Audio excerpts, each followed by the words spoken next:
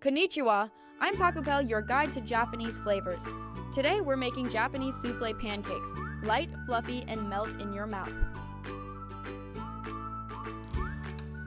Japanese soufflé pancakes are known for their incredibly light, airy texture.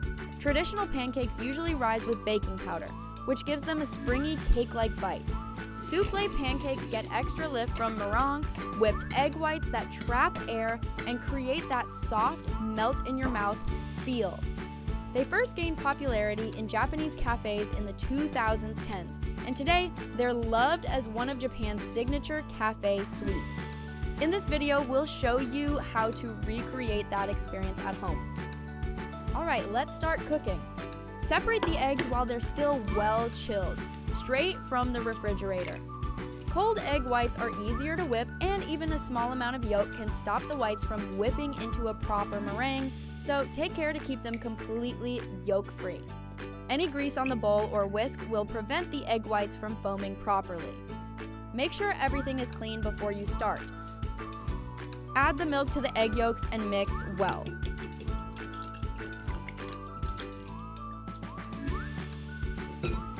Sift in the cake flour and baking powder.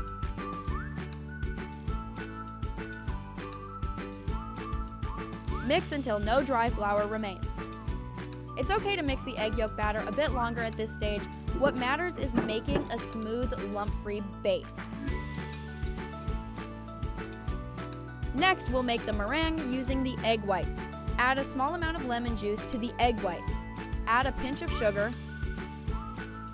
Mix until the egg whites loosen and lose their initial stiffness. The acid in lemon juice helps stabilize the foam, so the meringue becomes firm and glossy and is much less likely to turn grainy. Also, the sugar helps soften the whites, making them easier to whip. Whip the egg whites while adding the sugar in 2 or 3 additions. If you add all the sugar at once, the bubbles can collapse more easily and it's harder to get a fine, stable meringue. Adding it gradually helps the foam stay stable and build up to firm peaks. Lift the whisk and look at the tip of the meringue. The ideal stage is when the peak bends slightly and looks like a bird's beak. Avoid both under-whipping and over-whipping the meringue.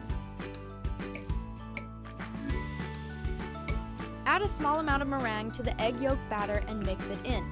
This lightens the batter first, making it easier to fold in the rest without deflating the foam.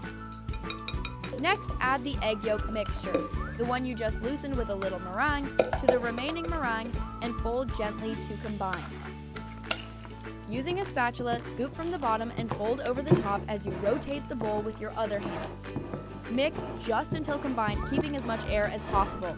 Over-mixing here will reduce the fluffiness of the pancakes.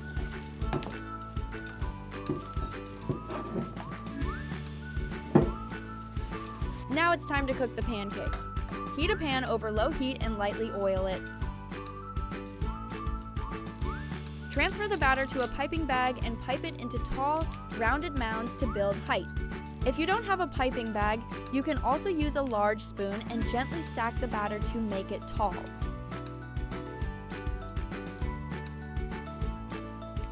Drizzle about 1 to 2 tablespoons of water around the batter, cover the pan, and steam over very low heat for 4 to 5 minutes.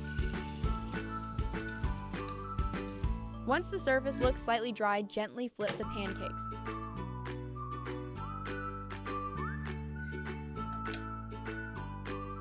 Add another 1 to 2 tablespoons of water, cover again, and steam for about 3 more minutes.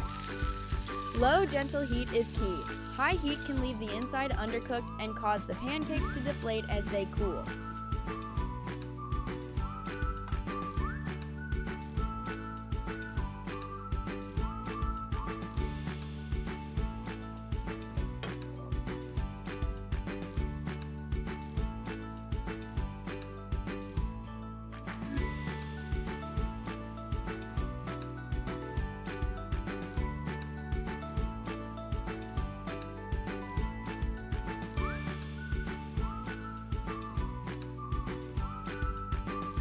Itadakimasu.